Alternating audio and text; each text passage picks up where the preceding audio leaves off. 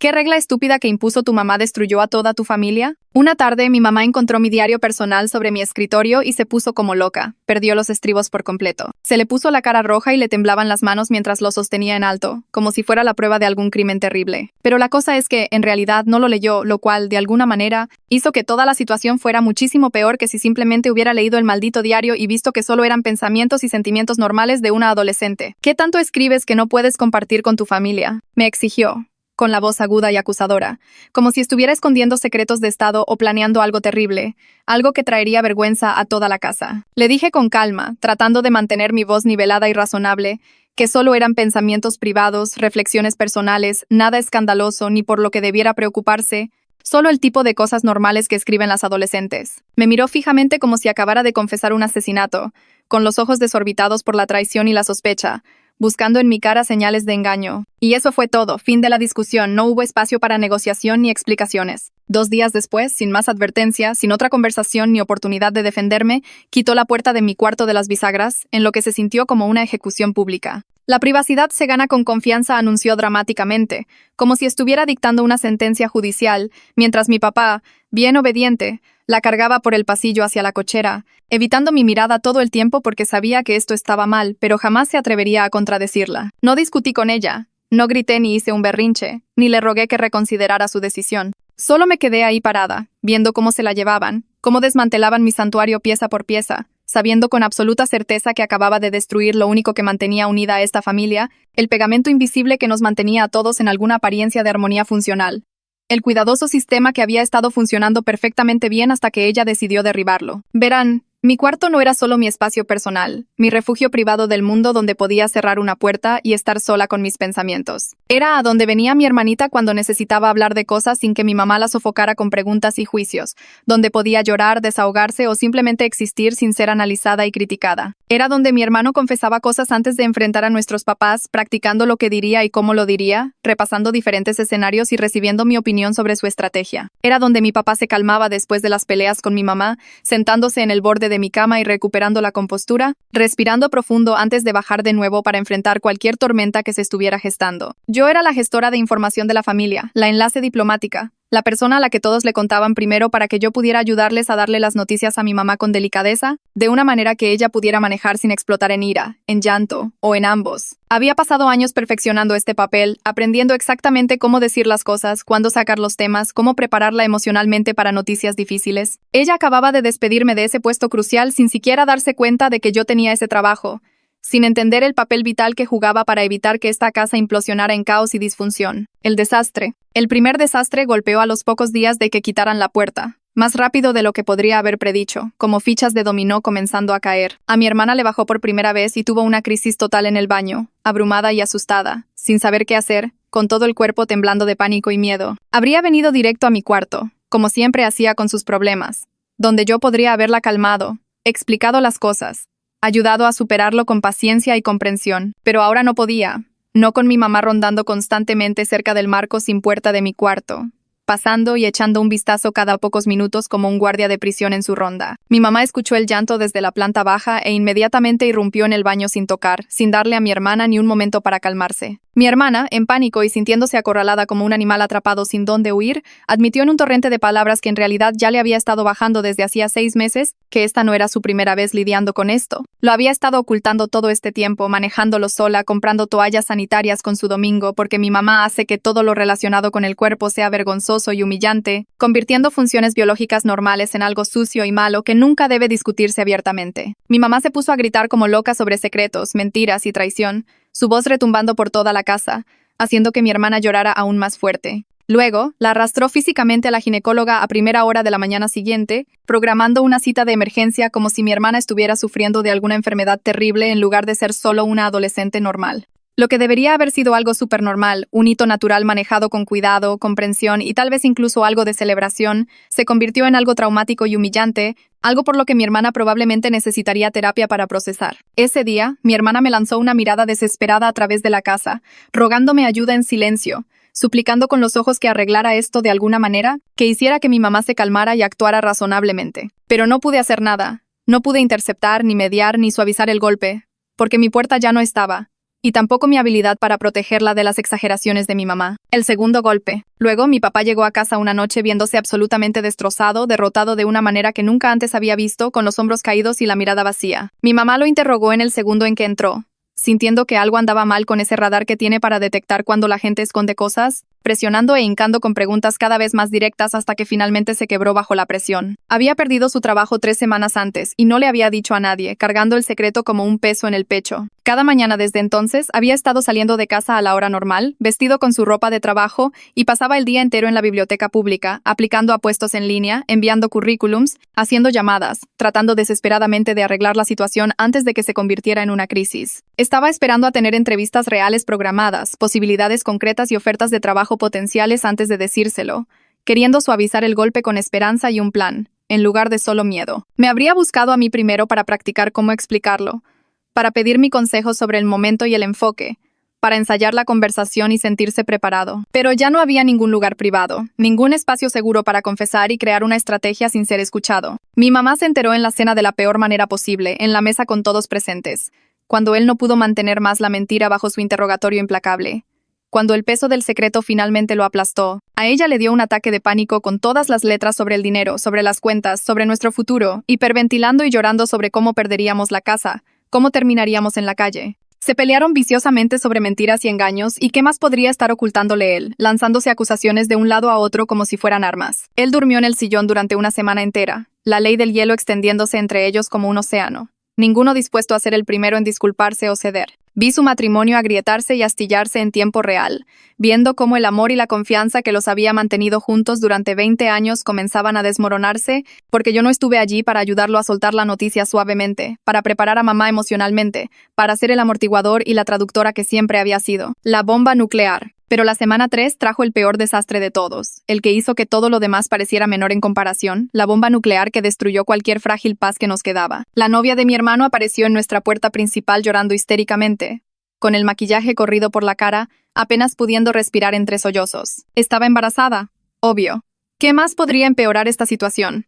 ¿Qué más podría superar todo lo que ya había pasado? Habían estado averiguando qué hacer juntos, sopesando sus opciones, investigando, y mi hermano planeaba contármelo a mí primero para que pudiéramos idear cómo abordar a nuestros papás, cómo enmarcar esto de una manera que no causara la Tercera Guerra Mundial, excepto que yo ya no tenía puerta. Así que cuando sonó el timbre, mi mamá abrió ella misma en lugar de gritarle a alguien más que fuera. Esta chica estaba visiblemente alterada, lágrimas corriendo por su rostro, todo su cuerpo temblando, y soltó de sopetón que estaba embarazada ahí mismo en el porche delantero para que todos la oyeran, para que los vecinos que paseaban a sus perros la escucharan. Mi mamá se enteró de que podría ser abuela por una adolescente extraña y sollozante, una chica que apenas conocía, parada en la puerta de su casa en plena crisis. Empezó a gritar de inmediato, su voz retumbando por toda la calle, diciendo cosas de las que definitivamente se arrepentiría más tarde. Mi hermano bajó corriendo de las escaleras, con la cara blanca de pánico, bajando los escalones de 2 en 2. Absolutamente todos los vecinos oyeron todo, salieron a sus porches para presenciar nuestro drama familiar como si fuera un reality show. Me lo dijo más tarde, con la voz hueca por el arrepentimiento, los ojos rojos de llorar. Iba a buscarte esa noche, la noche que quitó tu puerta. Lo tenía todo planeado. Iba a preguntarte cómo decirles, qué decir, cuándo decirlo. El colapso total. Mi tía nos visitó unos días después y rompió en llanto durante la cena, contándole a todos entre lágrimas que mi tío la había estado engañando durante 2 años enteros, que ella lo sabía desde hacía meses pero no le había dicho a nadie. Había conducido hasta nuestra casa, un viaje de 2 horas, planeando hablar conmigo en privado primero, para conocer mi perspectiva y consejo antes de enfrentar a toda la familia con esta noticia devastadora. Pero no pudo sin mi puerta, sin ese espacio privado y seguro donde habíamos tenido tantas conversaciones importantes antes. Así que, en lugar de eso, todo salió a la luz en la mesa de la cena con todos presentes. Mi hermana menor escuchando cosas que era demasiado joven para oír, mi papá viéndose incómodo, mi mamá impactada y herida. Mi mamá se sintió tomada por sorpresa y dolida de que su propia hermana estuviera en una crisis tan grave, pasando por algo tan doloroso y que le cambiaba la vida, y ella no tenía ni la más remota idea de qué estaba sucediendo, ni idea de que su hermana necesitaba apoyo. El punto de quiebre finalmente llegó en la cena del sábado, unas semanas después de la eliminación de la puerta. La tensión que se había estado acumulando finalmente alcanzó su punto máximo. Todos estábamos reunidos alrededor de la mesa y se podía cortar la tensión con un cuchillo, el aire espeso con resentimientos no dichos, secretos e ira. Mi hermana soltó de repente, sin preámbulos, que tenía novio. Simplemente lo lanzó ahí como una granada, no porque quisiera, sino porque ya no podía guardárselo más. Mi mamá no permite tener novio a los 14 años, tiene reglas muy estrictas al respecto que ha dejado abundantemente claras, así que empezó a gritar de inmediato sobre reglas, respeto y confianza, y lo decepcionada que estaba. Mi hermano se puso a la defensiva, sintiéndose atacado indirectamente, sintiendo que todo era su culpa de alguna manera, y respondió enojado que su novia había tenido un aborto espontáneo y nunca se lo dijeron a nadie, guardando ese dolor y pérdida en privado, lidiando con ellos solos. Mi papá, aparentemente sintiendo que era la hora de las confesiones, como si todos los demás estuvieran soltando secretos. Él también podría. Admitió que había estado yendo a terapia por depresión durante 2 meses enteros sin decirle a mamá, viendo a un terapeuta todos los martes. Mi mamá miró alrededor de la mesa a cada uno de nosotros, con genuina confusión y dolor en sus ojos, como si ya no reconociera a su propia familia, como si todo lo que creía saber fuera una mentira. Mi abuela, que había estado sentada en silencio durante todo este caos, comiendo su cena y observando, finalmente dijo con calma, con la sabiduría de alguien que ya lo ha visto todo. De hecho, yo ya sabía todas estas cosas. Ahora todos me llaman a mí en lugar de hablar contigo. Mi mamá nos miró fijamente a cada uno de nosotros, su rostro descomponiéndose, las lágrimas comenzando a formarse. ¿Por qué todos me ocultan secretos? ¿Por qué ninguno de ustedes confía en mí? Mi abuela la miró con genuina lástima, del tipo que le darías a alguien que no entiende por qué está solo, que no puede ver su propio papel en alejar a todos. Porque quitaste la puerta de Renata, mi hija. La venganza. Reinstaló mi puerta esa misma noche, trabajando frenéticamente con un desarmador, sus manos temblando, llorando todo el tiempo mientras lo hacía, disculpándose una y otra vez entre sollozos, rogándome desesperadamente que arreglara las cosas, que hiciera que la familia funcionara de nuevo, que volviéramos a como eran las cosas antes. Le dije que estaba bien, que Simón, que ayudaría de nuevo, que me involucraría, que sería la mediadora familiar una vez más. Pareció tan aliviada, la tensión drenándose de sus hombros, incluso sonriendo entre lágrimas. No tenía ni la menor idea de lo que realmente quería decir con eso, de lo que realmente estaba planeando. La semana siguiente, mi hermana vino a verme por lo de su novio, igual que en los viejos tiempos, cerrando mi puerta recién reinstalada detrás de ella, confiándome los detalles íntimos de su relación, contándome cosas que nunca le diría a mamá. Escuché todo atentamente, asintiendo con empatía, haciendo preguntas, actuando como la hermana comprensiva que siempre había sido. Y luego bajé directamente a donde estaba mi mamá y le conté cada detalle, incluyendo que ya habían tenido relaciones, viendo cómo la cara de mi mamá pasaba por el shock, el horror y la rabia. Mi hermano me confió que su novia está embarazada. Otra vez. Que están aterrorizados y no saben qué hacer.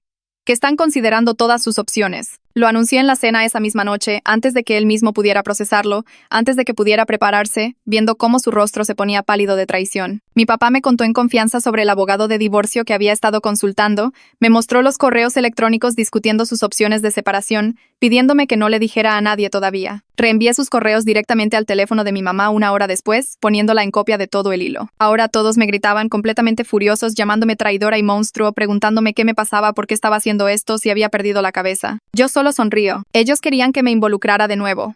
Nunca especificaron cómo. El update. La calma antes de la tormenta. El silencio en la mesa de la cena dura quizás 10 segundos, pero se sienten como una hora. Todos congelados en su lugar como si alguien hubiera puesto pausa en una película. La cara de mi mamá pasa por este ciclo extraño donde sus ojos se abren de par en par por el shock primero. Luego su boca se abre un poco como si quisiera decir algo.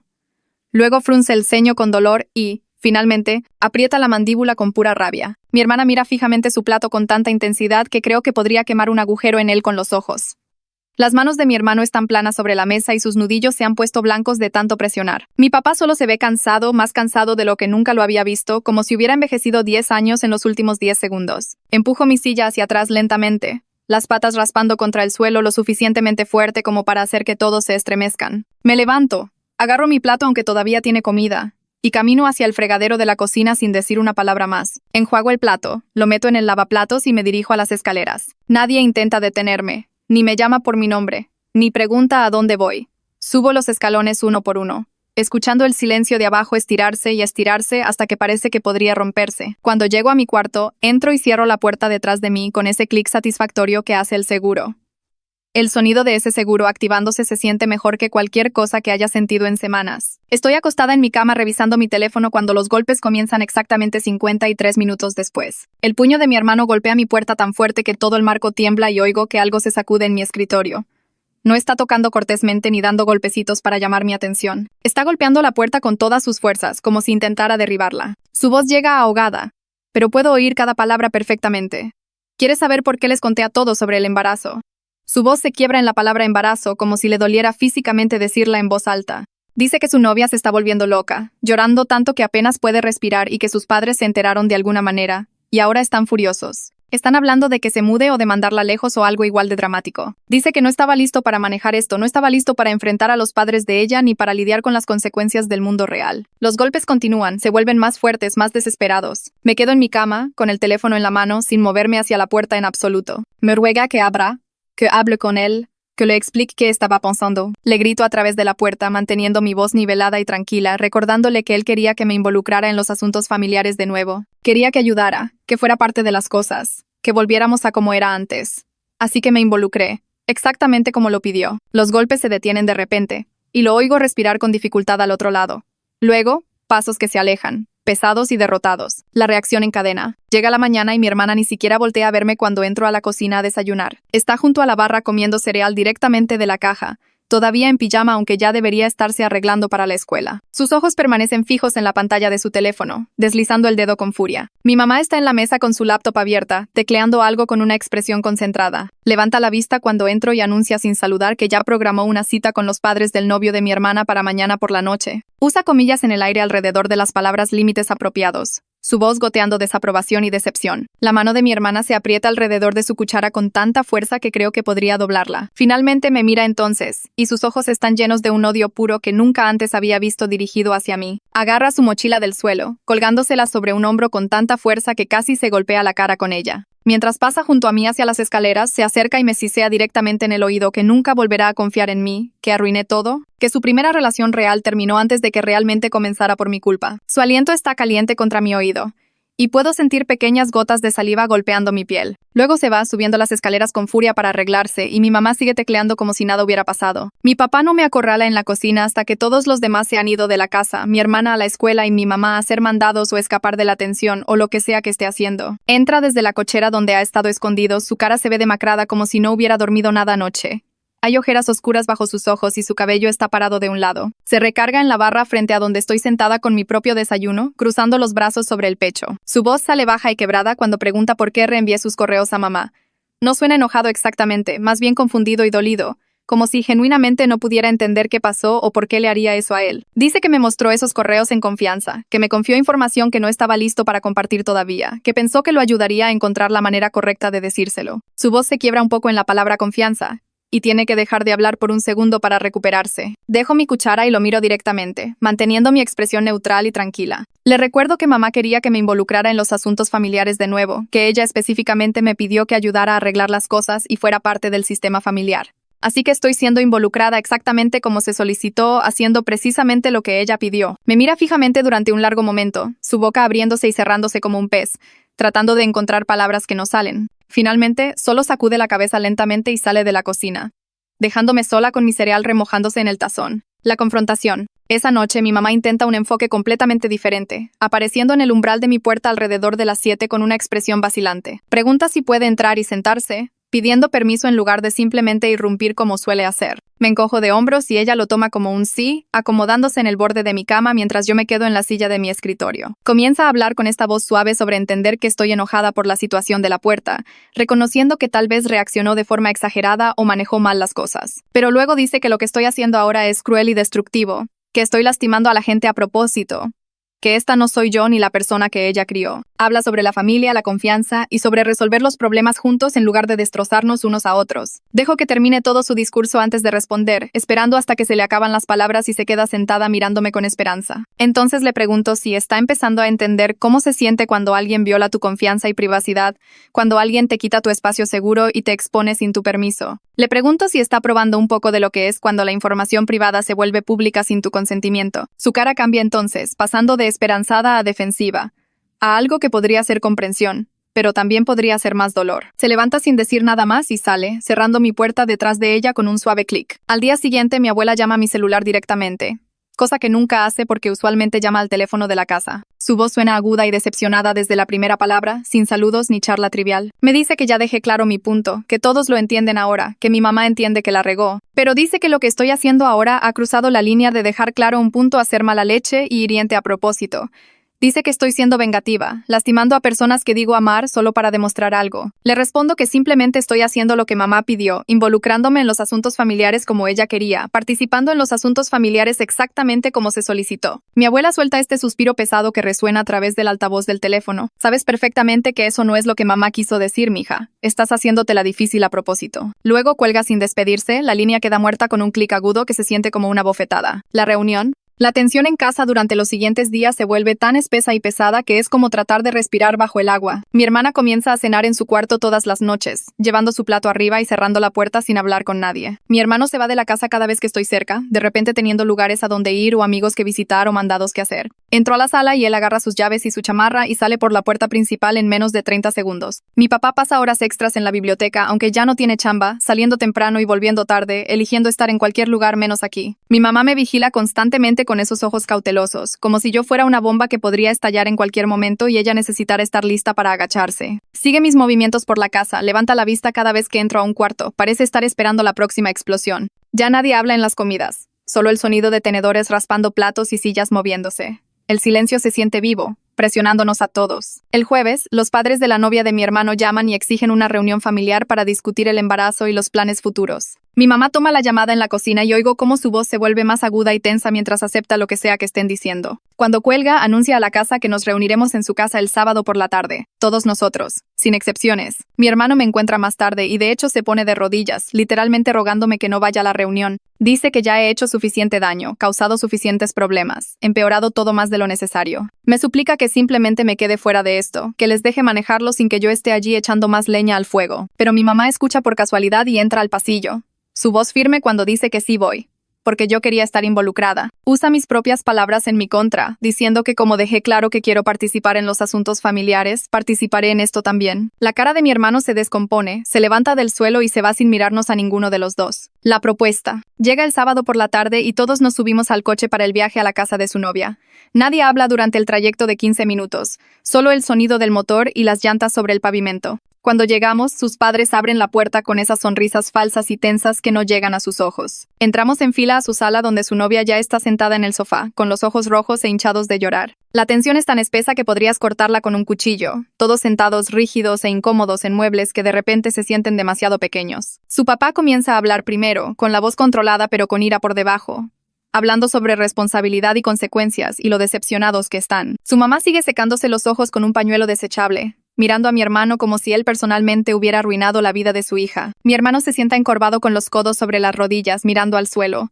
Su novia no deja de llorar, con esos sollozos silenciosos que sacuden sus hombros. Yo me siento en la silla junto a la ventana, observando cómo se desarrolla todo esto, viendo el caos que ayudé a crear en tiempo real. Mi hermano sigue lanzándome estas miradas furiosas cuando cree que nadie más está mirando, sus ojos llenos de ira y traición. Mi mamá y mi papá intentan participar en la conversación ofreciendo apoyo y discutiendo opciones, pero todo se siente hueco y forzado. Entonces su papá suelta la bomba, sugiriendo que tal vez su hija debería mudarse con nosotros temporalmente para que la joven pareja pueda prepararse junta para el bebé. Dice algo sobre que necesitan enfrentar esto como equipo, sobre asumir la responsabilidad conjuntamente, sobre no huir de la situación. La cara de mi mamá se pone completamente blanca, todo el color drenándose como si alguien hubiera quitado un tapón. Su boca se abre, pero al principio no sale ningún sonido.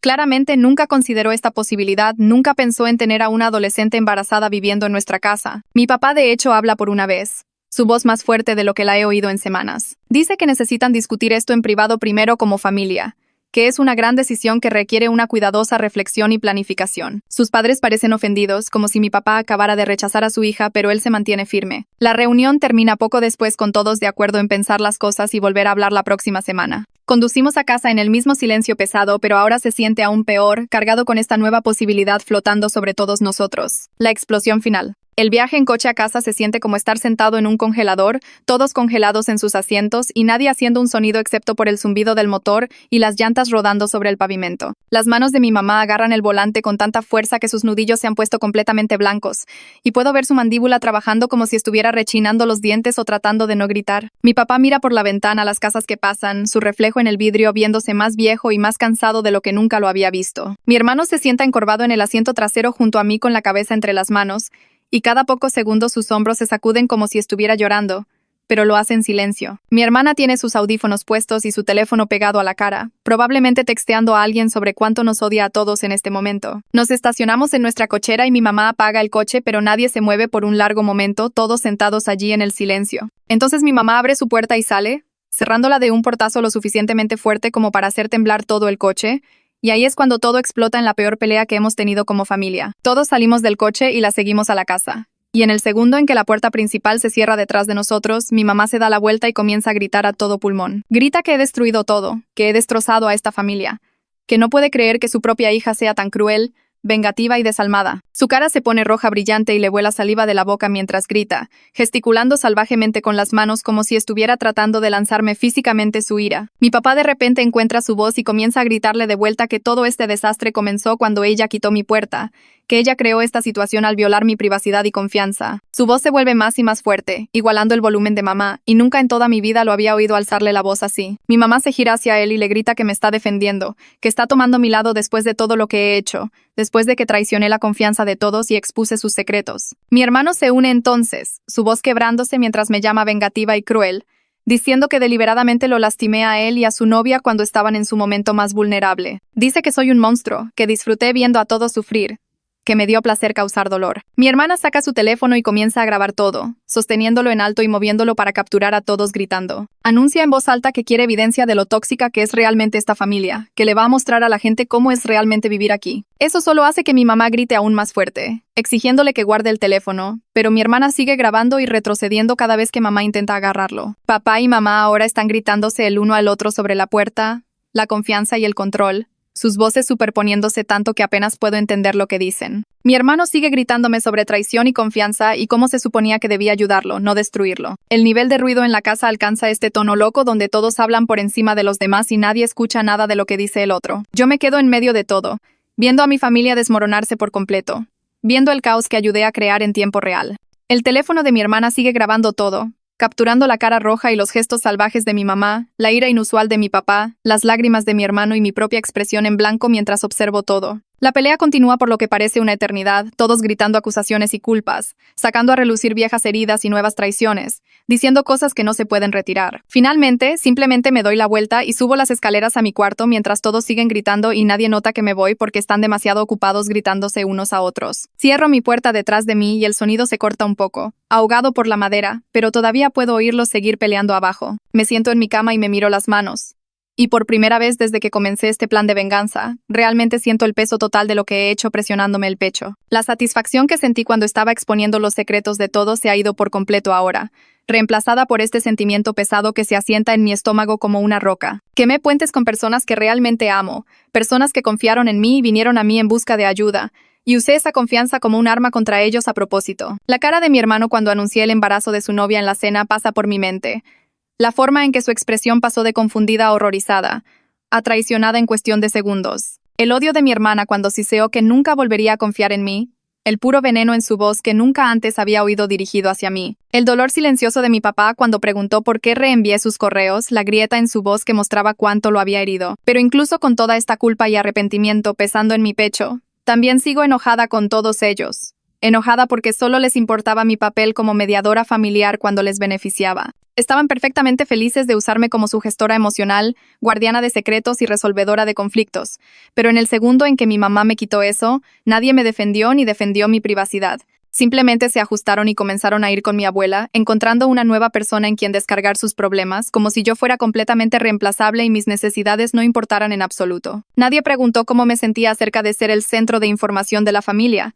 Nadie consideró que tal vez no quería esa responsabilidad en primer lugar. A nadie le importó que pasé años manejando las emociones de mi mamá para que ellos no tuvieran que lidiar con sus reacciones. Oigo pasos en las escaleras, y luego mi puerta se abre sin que nadie toque, y mi mamá está parada en el umbral viéndose absolutamente destrozada. Tiene los ojos rojos e hinchados de llorar, el cabello desordenado de pasarse las manos por él y todo su cuerpo parece hundirse por el agotamiento. No dice nada al principio, solo me mira con esta expresión que es parte ira, parte confusión y parte dolor. Luego se da la vuelta y se va sin decir palabra, dejando mi puerta abierta detrás de ella.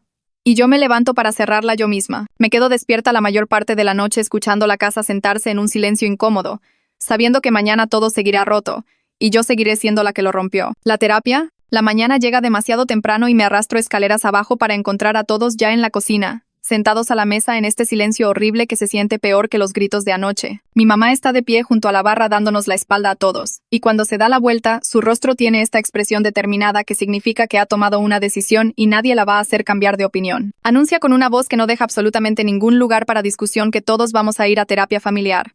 Todos nosotros, sin excepciones ni excusas. Su tono es plano y firme, como si estuviera declarando un hecho en lugar de hacer una sugerencia, y nos mira a cada uno de nosotros para asegurarse de que entendemos que esto no es opcional. Dice que ya hizo una cita con alguien llamada Dra.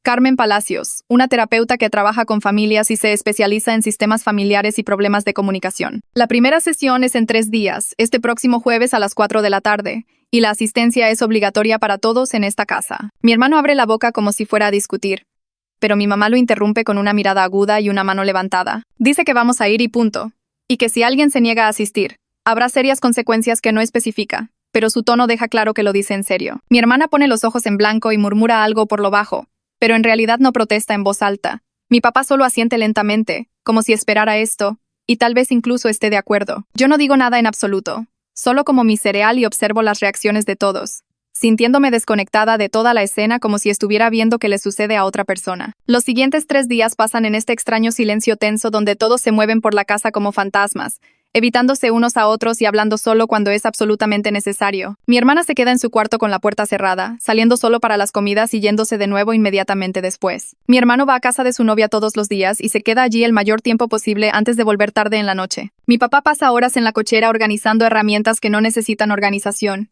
encontrando cualquier excusa para no estar en la casa con el resto de nosotros. Mi mamá cocina y limpia con esta energía frenética, fregando cosas que ya están limpias y reorganizando gabinetes que ya están organizados. Yo también me quedo principalmente en mi cuarto, revisando mi teléfono y tratando de no pensar en la sesión de terapia que se avecina. El miércoles por la noche, mi hermana aparece en el umbral de mi puerta, y puedo decir de inmediato que ha estado llorando porque tiene los ojos rojos e hinchados y le moquea la nariz. Se queda allí por un momento sin decir nada, solo mirándome con esta expresión que es partes iguales de ira, tristeza y algo que podría ser desesperación. Luego me dice con voz temblorosa que los padres de su novio ya no lo dejan verla por todo el drama que creó nuestra familia, por la reunión en su casa, las peleas y el caos. Dice que él fue la primera persona que realmente la entendió, que la hizo sentir que no era rara o estaba mal por ser quien es. Y ahora se ha ido porque no pude mantener la boca cerrada. Su voz se vuelve más fuerte mientras habla, las palabras saliendo más rápido, y me pregunta directamente si destruir su felicidad valió la pena para demostrar cualquier punto que estuviera tratando de hacer. Me pregunta si me siento mejor ahora que he arruinado su primera relación real, si la venganza fue lo suficientemente satisfactoria como para compensar el quitarle lo único bueno que tenía en su vida. Intento decir algo, pero ella no espera una respuesta, simplemente se da la vuelta y se va, cerrando su puerta de un portazo lo suficientemente fuerte como para hacer temblar los cuadros en la pared del pasillo. Sesión 1. El diagnóstico. Llega el jueves por la tarde, y todos nos subimos al coche de nuevo para el viaje a la oficina de la Dra. Carmen Palacios, que está en este edificio profesional en el centro, cerca de los juzgados. Nadie habla durante el viaje, y el silencio se siente diferente al del viaje de regreso de la casa de los padres de la novia, más pesado de alguna manera, cargado con el temor de lo que vendrá. Nos estacionamos y entramos al edificio tomando el elevador al 3er piso donde está la oficina. La sala de espera tiene sillas cómodas y revistas, y una de esas máquinas de ruido blanco que se supone que es calmante, pero solo me pone más ansiosa. Una mujer sale después de unos minutos y se presenta como la Dra. Carmen Palacios, y es más joven de lo que esperaba, tal vez en sus 30, con ojos amables y voz tranquila. Nos guía a su oficina, que tiene un sofá grande y varias sillas dispuestas en círculo, y nos pide a todos que nos sentemos donde nos sintamos cómodos. La sesión comienza, y es inmediatamente brutalmente incómoda, como si te quitaran toda la piel mientras todos miran. La Dra. Palacios le pide a cada persona que comparta su perspectiva sobre lo que ha estado sucediendo en nuestra familia, y comienza con mi mamá, quien inmediatamente comienza a llorar mientras habla de sentirse traicionada por todos, de no entender por qué sus hijos le ocultan secretos. La voz de mi mamá se quiebra mientras explica lo herida que está de que yo haya expuesto la información privada de todos, que haya usado su confianza como un arma contra ellos, que haya causado dolor y caos deliberadamente. Mi papá sigue y admite por primera vez que ha estado evitando el conflicto durante todo su matrimonio, que deja que mi mamá tome todas las decisiones porque es más fácil que estar en desacuerdo con ella. Su voz es baja y no mira a mi mamá mientras habla, sus manos fuertemente entrelazadas en su regazo. Mi hermano detalla cómo usé sus secretos como armas, cómo anuncié el embarazo de su novia antes de que estuviera listo, cómo traicioné su confianza cuando estaba más vulnerable y necesitaba ayuda. Su voz tiembla de ira y dolor mientras describe cómo mi cara se puso pálida cuando me lo contó durante la cena, el momento en que se dio cuenta de que yo ya se lo había contado a todos. Mi hermana habla de cómo arruiné su relación, cómo los padres de su novio ya no lo dejan verla, cómo le quité su espacio seguro y a la única persona que la entendía. Dice que se suponía que debía protegerla, y en lugar de eso, destruí su felicidad. Cuando es mi turno, lucho por encontrar palabras que no suenen mezquinas o infantiles, tratando de articular mi ira sin poner excusas por lo que hice. Hablo sobre la puerta que quitaron, sobre mi privacidad violada, sobre ser la gestora emocional de la familia sin que nadie me preguntara si quería ese papel. Explico cómo todos me usaron para manejar las reacciones de mi mamá y luego me abandonaron en el segundo en que ese sistema se rompió, cómo me reemplazaron con mi abuela sin pensarlo 2 veces. Mis palabras salen confusas y a la defensiva, y puedo oír lo débiles que suenan mis justificaciones cuando las digo en voz alta frente a una extraña. Ladrá.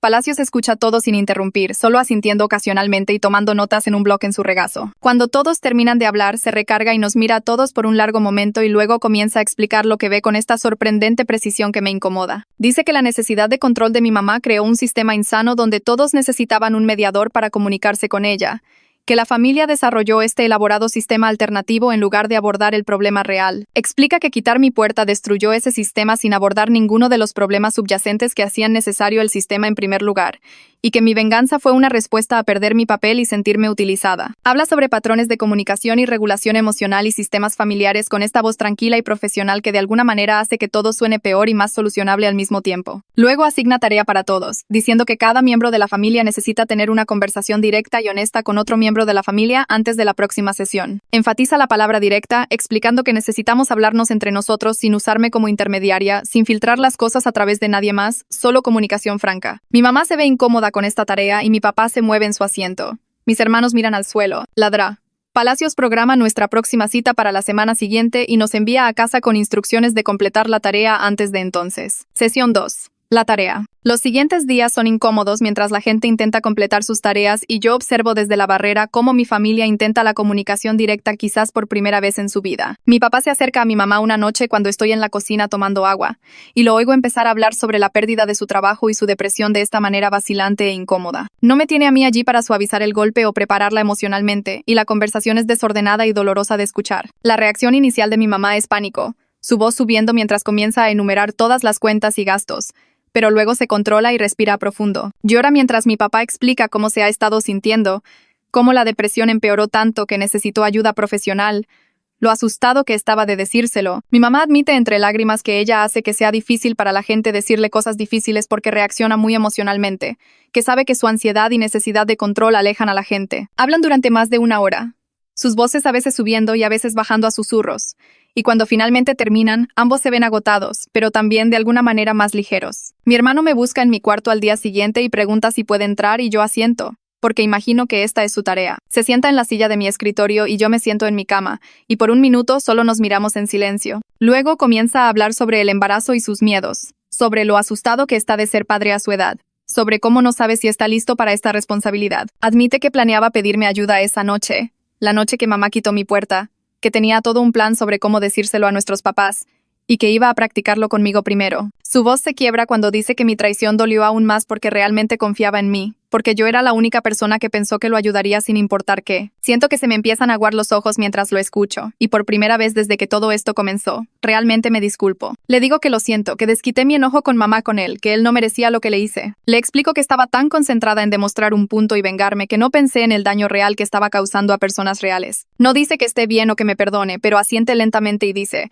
reconstruir la confianza va a tomar tiempo. Nos sentamos en silencio por unos minutos más antes de que se levante y se vaya, y siento esta extraña mezcla de alivio y culpa revolviéndose en mi estómago. Sin embargo, la tarea de mi hermana no sucede, porque se niega a participar en absoluto. Le dice a mi mamá sin rodeos que no tiene nada que decirle a nadie en esta familia, que todos somos tóxicos y que no quiere tener nada que ver con ninguno de nosotros. Comienza a pasar cada minuto posible en casa de sus amigas, volviendo a casa solo para dormir y yéndose de nuevo a primera hora de la mañana. Cena en su cuarto cuando está en casa y no le habla a nadie más allá de respuestas básicas de una sola palabra. Mi mamá está claramente preocupada por esto, su frente arrugándose de preocupación cada vez que mi hermana pasa sin saludarla.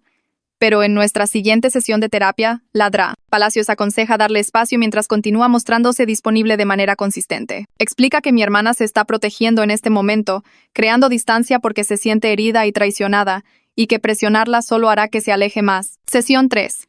Responsabilidad. Llega la segunda sesión de terapia y todos nos volvemos a subir al coche para otro viaje incómodo a la oficina de ladrá. Palacios. Esta vez, ladra. Palacios aborda mis acciones más directamente, mirándome mientras habla de límites y autoprotección. Reconoce que mi ira era completamente válida, que el hecho de que violaran mi privacidad y desestimaran mi papel fue genuinamente hiriente e incorrecto. Pero luego me pide que piense en la diferencia entre establecer límites para protegerme y buscar venganza para lastimar a otros. Y su pregunta hace que se me retuerza el estómago incómodamente. Intento defenderme al principio, explicando que solo estaba haciendo lo que pidieron, involucrándome en los asuntos familiares como mamá quería. Pero las preguntas amables de Ladra Palacios siguen abriendo agujeros en mi justificación, preguntándome si realmente pensé que exponer secretos arreglaría algo o si sabía que causaría daño. Me pregunta si mi objetivo era protegerme o hacer que otros sintieran el dolor que yo sentí. Y me doy cuenta con creciente incomodidad de que crucé una línea en algún lugar entre la autoprotección y la crueldad deliberada. Sus preguntas me hacen retorcerme en mi asiento mientras me veo obligada a reconocer que la venganza se sintió bien en el momento, pero en realidad no resolvió ningún problema, que lastimé a personas que amo solo para demostrar un punto. No dice que soy una mala persona o que lo que hice fue imperdonable, pero me hace ver que elegí la crueldad sobre la comunicación, que podría haber establecido límites sin usar la confianza como un arma. Carmen se inclina hacia adelante en su silla y le pregunta a mi mamá directamente por qué quitó mi puerta en lugar de simplemente leer el diario. Su voz es tranquila pero incisiva, y la cara de mi mamá se descompone mientras comienza a llorar más fuerte que antes. Mi mamá se seca los ojos con un pañuelo y admite entre sollozos que estaba aterrorizada de lo que podría encontrar escrito en esas páginas, asustada de que sus hijos tuvieran pensamientos y sentimientos que ella no podía controlar, arreglar o manejar. Explica con voz temblorosa que ha estado tratando de manejar la vida de todos, porque la idea de perder el control por completo la hace sentir como si se estuviera ahogando, como si toda la familia se fuera a desmoronar si ella no estuviera constantemente monitoreando y dirigiendo todo. Las palabras brotan de ella como si las hubiera estado conteniendo durante años, hablando de cómo creció en un hogar caótico donde nadie se comunicaba y todos simplemente explotaban unos con otros, y ella juró que nunca dejaría que su propia familia se volviera así. Pero Carmen señala amablemente que los intentos de mi mamá por prevenir el caos en realidad lo crearon, que su necesidad de control empujó a todos a ocultarle cosas. Y mi mamá asiente mientras llora porque sabe que es verdad. Mi papá se mueve en su asiento durante este momento y carraspea, sus manos fuertemente entrelazadas en su regazo, y Carmen dirige su atención hacia él con una mirada interrogante. Él respira profundo y admite que le han ofrecido un nuevo trabajo, pero no se lo ha dicho a nadie todavía. Su voz baja e insegura porque el salario es más bajo que su puesto anterior, y tiene miedo de cómo reaccionará mi mamá. La cara de mi mamá se tensa inmediatamente con ansiedad y su respiración se acelera, ese pánico familiar comenzando a subir en su pecho, pero luego se controla y toma varias respiraciones profundas. Se acerca, pone su mano en el brazo de mi papá y le dice entre lágrimas que lo resolverán juntos, que tenerlo empleado y feliz es más importante que el número exacto del salario, y mi papá se ve impactado por esta respuesta. Carmen asiente con aprobación y explica que así es como se ve la comunicación directa, que mi mamá acaba de demostrar regulación emocional en tiempo real y el alivio en la cara de mi papá es visible para todos en la habitación. Mi hermano habla entonces, su voz más fuerte de lo que la he oído en semanas, y comparte que su novia decidió tener al bebé y que planean ser copadres mientras terminan la escuela. Explica que los padres de ella se han suavizado un poco después de verlos crear un plan realista juntos, que están asustados pero también determinados a dar un paso al frente y manejar esta responsabilidad. Mi mamá abre la boca como si fuera a empezar a manejar la situación, pero luego la cierra de nuevo, deteniéndose visiblemente de tomar el control, y en su lugar le pregunta a mi hermano qué tipo de apoyo necesita de la familia. Mi hermano parece sorprendido de que le pregunten en lugar de decirle qué hacer, y de hecho lo piensa antes de responder, diciendo que necesitan ayuda con la planificación del cuidado del bebé y tal vez algo de asistencia financiera con las cosas para el bebé. Por primera vez en toda esta situación del embarazo, él lo está manejando sin necesitarme para manejar la reacción de mi mamá primero, hablándole directamente sobre sus necesidades y miedos. Carmen se vuelve hacia mí entonces y me asigna tarea individual, diciéndome que necesito escribir cartas a cada miembro de la familia explicando mis acciones y asumiendo la responsabilidad por el daño que causé. La tarea hace que se me retuerza el estómago incómodamente porque se siente imposible, como tratar de poner años de ira y dolor en palabras que tengan sentido, pero asiento y acepto hacerlo. Ella enfatiza que estas cartas no son para defenderme o explicar por qué estaba justificada, sino para reconocer el dolor específico que causé a cada persona y asumir una responsabilidad genuina por mis elecciones. Salgo de la sesión sintiéndome pesada e insegura, el peso de esta tarea presionando mis hombros mientras conducimos a casa en silencio. Sesión 4. Las cartas. Durante los siguientes días me siento en mi escritorio mirando hojas en blanco, tratando de averiguar cómo empezar estas cartas sin poner excusas o echarle la culpa a los demás. Escribo, borro y reescribo docenas de veces, luchando por encontrar palabras que se sientan honestas sin ser defensivas, que reconozcan el daño sin minimizar mi propio dolor. Lentamente, las cartas comienzan a tomar forma a medida que me obligo a pensar realmente en lo que le hice a cada persona, cómo mi venganza afectó sus situaciones y relaciones específicas. Escribirle a mi hermano es lo más difícil porque tengo que enfrentar cómo expuse su momento más vulnerable, cómo anuncié el embarazo de su novia antes de que estuviera listo, cómo traicioné su confianza cuando más necesitaba ayuda. Las palabras salen lentamente, pero salen. Y me encuentro realmente procesando mi ira y mi dolor por primera vez en lugar de solo actuar en consecuencia. Escribo sobre cómo me sentí reemplazada y utilizada, cómo nadie me defendió cuando mamá quitó mi puerta, cómo quería que todos sintieran el dolor que yo sentí. Pero también reconozco que la venganza no arregló nada, ni me protegió, ni mejoró las cosas. Cada carta me obliga a sentarme con el daño específico que causé, a ver realmente cómo mis acciones se propagaron y lastimaron a personas que digo amar, y el proceso es incómodo y doloroso de una manera que se siente necesaria. Sesión 5. El avance de mi hermana. Llega la tercera sesión de terapia y todos nos volvemos a subir al coche para otro viaje a la oficina de Carmen. El silencio entre nosotros sintiéndose diferente ahora, menos hostil y más incierto. Mi hermana ha estado completamente en silencio durante las sesiones anteriores, sentada con los brazos cruzados y la cara vuelta, negándose a participar o involucrarse con cualquier cosa que diga Carmen. Pero hoy algo cambia, y mi hermana de repente comienza a hablar, su voz cortando la conversación como un cuchillo, y todos se giran para mirarla sorprendidos. Revela que ha estado hablando con mi abuela todos los días desde que comenzó todo esto, procesando todo lo que pasó a través de esas llamadas telefónicas,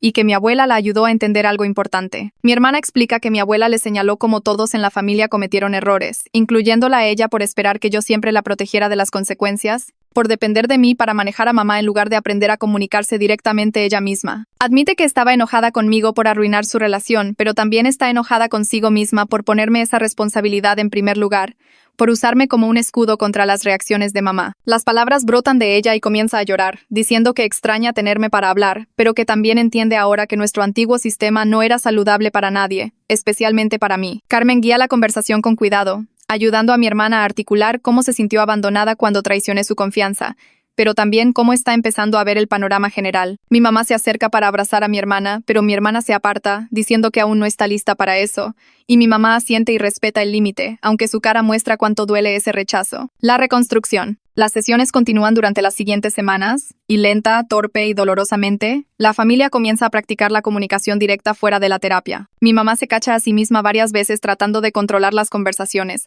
deteniéndose a media frase cuando se da cuenta de que lo está haciendo, tomando un respiro y haciendo preguntas en lugar de dar órdenes. Mi papá habla más a menudo, incluso cuando es difícil, compartiendo sus pensamientos y sentimientos en lugar de simplemente estar de acuerdo con lo que dice mamá para evitar el conflicto. Mis hermanos y yo comenzamos a hablarnos de nuevo en pequeñas dosis, tentativos y cuidadosos, probando si la confianza puede reconstruirse después de todo lo que pasó. Las conversaciones son incómodas al principio, llenas de largas pausas y palabras inciertas, pero están sucediendo sin mí como mediadora, sin que nadie necesite filtrar a través de mí primero. Veo a mi mamá detenerse físicamente de saltar cuando mi hermana habla de su novio, la veo morderse la lengua y escuchar en lugar de reaccionar de inmediato, y el esfuerzo que está poniendo es visible y real. Mi papá le dice a mi mamá directamente cuando algo le molesta en lugar de dejar que se acumule, y mi mamá practica responder sin ponerse a la defensiva, pidiendo aclaraciones en lugar de enojarse. Estos pequeños cambios se sienten enormes después de años de los viejos patrones, como ver a la gente aprender un nuevo idioma en tiempo real. Termino las cartas de disculpa después de casi 2 semanas de escribir y reescribir, y se las entrego a cada miembro de la familia en privado en el transcurso de una semana, mis manos temblando cada vez que entrego una. Mi hermano lee su carta mientras estoy sentada en su cama, viendo su cara pasar por la ira, el dolor y algo que podría ser comprensión. Y cuando termina me dice que acepta mi disculpa, pero que reconstruir la confianza tomará tiempo. Explica que no puede simplemente olvidar lo que hice, no puede volver inmediatamente a confiar en mí como antes, pero está dispuesto a intentarlo si yo estoy dispuesta a ser paciente. Mi hermana llora cuando lee su carta, las lágrimas corriendo por su cara mientras está sentada en el sofá. Y cuando termina, admite entre sollozos que extraña tenerme para hablar, extraña nuestras conversaciones nocturnas y la forma en que siempre la entendía. Dice que quiere reconstruir nuestra relación, pero necesita saber que no usaré sus secretos como armas de nuevo, que puede confiar en que respetaré su privacidad incluso cuando esté enojada. Mi papá lee su carta en la cochera, su espacio seguro, y viene a buscarme después con los ojos rojos y una sonrisa cansada, diciendo que aprecia mi honestidad y que él también lo siente por no haberme defendido cuando mamá quitó mi puerta. La carta de mi mamá es la última que entrego y la dejo en su cama, incapaz de verla leerla, demasiado nerviosa por su reacción. Mi mamá me encuentra en mi cuarto 1 hora después y se sienta en mi cama sin pedir permiso.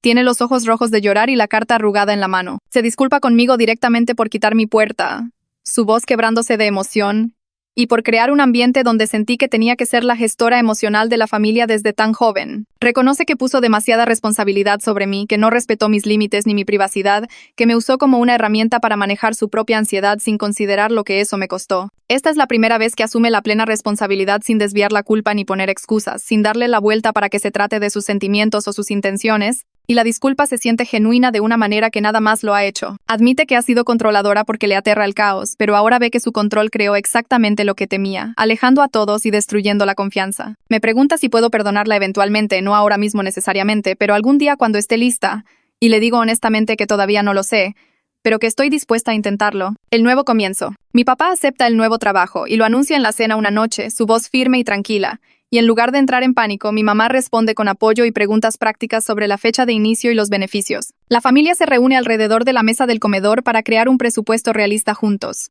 todos contribuyendo con ideas sobre dónde recortar gastos y cómo ajustarse al ingreso más bajo. La ansiedad de mi mamá por el dinero sigue presente, visible en la forma en que sus manos tiemblan ligeramente mientras escribe números, pero está aprendiendo a manejarla sin caer en pensamientos catastróficos. Se cacha a sí misma comenzando a decir que perderán la casa y se detiene. Toma un respiro y en su lugar le pregunta a mi papá cómo se ven los números reales. Están comunicándose abiertamente sobre las finanzas por primera vez en su matrimonio, extendiendo facturas y estados de cuenta sobre la mesa, hablando de todo en lugar de que mi mamá entre en pánico sola o mi papá oculte cosas para evitar su reacción. Mis hermanos y yo observamos esto con cautelosa esperanza, viendo a nuestros padres trabajar juntos como socios en lugar de que mi mamá controle todo mientras mi papá evitaba el conflicto. La novia de mi hermano viene a cenar unas semanas después, y la tensión en la casa es palpable mientras nos reunimos todos alrededor de la mesa, todos cuidadosamente educados e inseguros. Mi mamá hace un esfuerzo por ser acogedora en lugar de juzgar, haciendo preguntas genuinas sobre sus planes de copaternidad y horarios escolares, escuchando las respuestas sin ofrecer soluciones de inmediato ni tomar el control. Elogia la madurez de la novia al manejar la situación,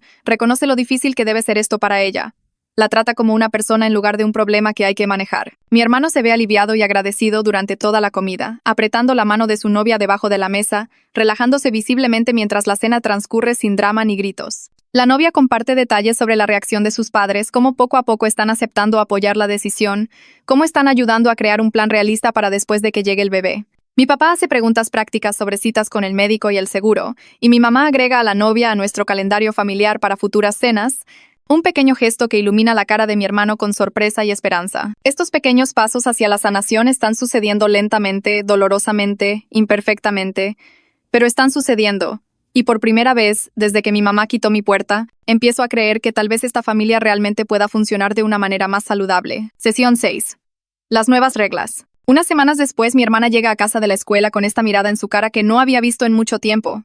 Algo entre nerviosa, emocionada y esperanzada, todo mezclado. Nos dice en la cena que los padres de su novio llamaron y dijeron que están dispuestos a permitir visitas supervisadas de nuevo, porque se enteraron de que nuestra familia está en terapia y realmente trabajando en las cosas. La voz de mi hermana tiembla un poco cuando habla de ello, y sigue mirando a mi mamá como si estuviera esperando una explosión que no llega. Mi mamá solo asiente y pregunta qué tipo de supervisión quieren los otros padres y si mi hermana se siente cómoda con ese arreglo. La conversación se mantiene tranquila y práctica en lugar de convertirse en una pelea a gritos sobre reglas y confianza. Más tarde esa noche, estoy en mi cuarto haciendo tarea cuando mi hermana toca a mi puerta. Realmente toca en lugar de solo irrumpir y pregunta si puede hablar con mamá sobre lo de la relación. Le digo que debería ir a hablar con mamá directamente y me lanza esta mirada extraña como si hubiera olvidado que eso era siquiera una opción. Baja las escaleras y oigo sus voces en la cocina.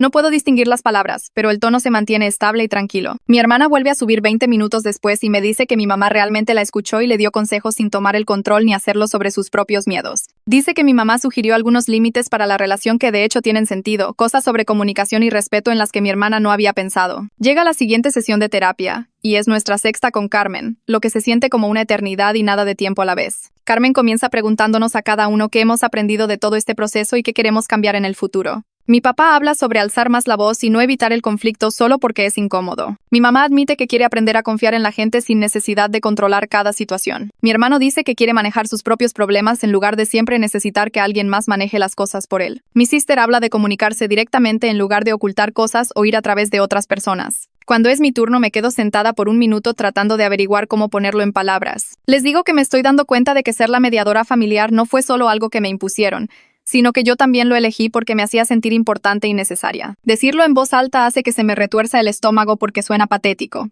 pero es verdad. Me gustaba ser la persona a la que todos acudían. Me gustaba sentir que era la única que podía arreglar las cosas y mantener todo unido. Dejar ir ese papel es mucho más difícil de lo que esperaba porque una parte de mí todavía quiere saltar y manejar las emociones de todos y suavizar las cosas. Pero también es algo liberador de una manera extraña, porque ya no tengo que cargar con los problemas de todos, ni sentirme responsable cuando las cosas salen mal. Carmen asiente y dice que esa es una realización muy importante, que a veces nos atascamos en patrones no saludables porque satisfacen alguna necesidad que tenemos, incluso cuando nos están lastimando. La conversación cambia a hablar sobre límites y cómo se ven realmente en la práctica. Discutimos cómo comunicarnos directamente sin atacarnos unos a otros, cómo respetar la privacidad sin dejar de ser un apoyo, cómo pedir ayuda cuando la necesitamos en lugar de sufrir en silencio. Todos están de acuerdo en que quieren mantenerse conectados como familia, pero de maneras que no requieran que alguien juegue al mediador o al gestor de información. A mi mamá se le ocurre la idea de tener una junta familiar para establecer algunas reglas básicas nuevas sobre cómo nos comunicamos entre nosotros. Lo plantea como una sugerencia en lugar de una orden, preguntando si todos estarían dispuestos a sentarse juntos y hablar de ello. La programamos para el domingo por la tarde, y cuando llega el día nos reunimos todos en la sala con cuadernos y plumas como si estuviéramos teniendo algún tipo de reunión de negocios. Mi mamá comienza diciendo que ya no quiere dictar reglas desde arriba, que quiere que todos aporten su opinión sobre lo que funciona y lo que no. Pasamos 2 horas hablando sobre diferentes escenarios y situaciones, escribiendo pautas a medida que avanzamos. Las reglas que se nos ocurren son bastante simples, pero se sienten revolucionarias para nuestra familia. Respetar la privacidad de los demás y no revisar pertenencias personales sin permiso. Comunicarse directamente con la persona involucrada en lugar de ir a través de alguien más. Pedir ayuda cuando la necesites en lugar de ocultar problemas hasta que exploten. Aceptar que el conflicto y el desacuerdo son partes normales de la vida familiar y no significan que todo se esté desmoronando. Las reglas se sienten justas porque todos contribuyeron con ideas y todos estuvieron de acuerdo en seguirlas. Por primera vez en meses hay este sentimiento en la casa de que tal vez realmente podamos ser una familia saludable, que tal vez no tengamos que seguir destruyéndonos unos a otros para demostrar puntos o protegernos. Gracias por ver.